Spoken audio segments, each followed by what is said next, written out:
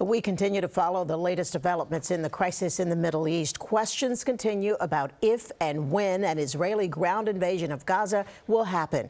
Israel's defense minister spoke about the military operation. He says Israel's eventual goal is not to control life in the Gaza Strip. And speaking of Gaza, many are still waiting for the crossing between Egypt and Gaza to open up so much needed humanitarian aid can start flowing into the region.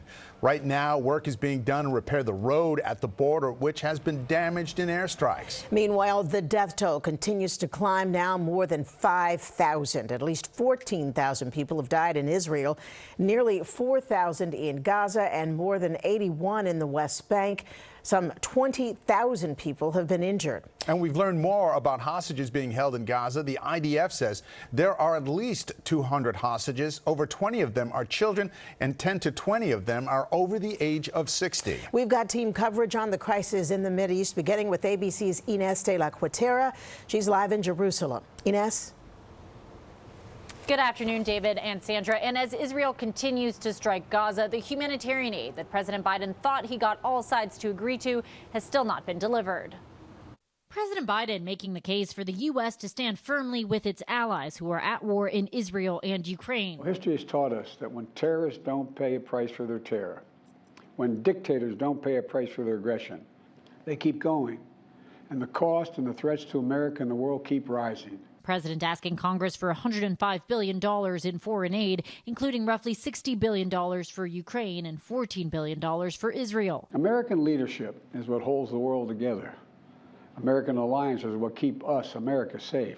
To put all that at risk, if we walk away from Ukraine, if we turn our backs on Israel, it's just not worth it. For the first time, the U.S. military sent to the region taking action to defend Israel. A U.S. Navy destroyer shooting down missiles and drones believed to have been launched by Iran-backed Houthi rebels in Yemen. We cannot say for certain what these missiles and drones were targeting, but they were launched from Yemen, heading north along the Red Sea, potentially towards targets in Israel. Meanwhile, Israeli airstrikes into Gaza continue.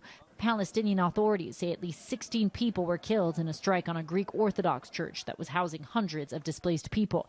The humanitarian crisis growing, millions of Palestinians trapped without food, water, medicine, or electricity. More than 100 trucks filled with humanitarian aid are lined up waiting to enter southern Gaza from Egypt's Rafah crossing. These trucks are not just trucks.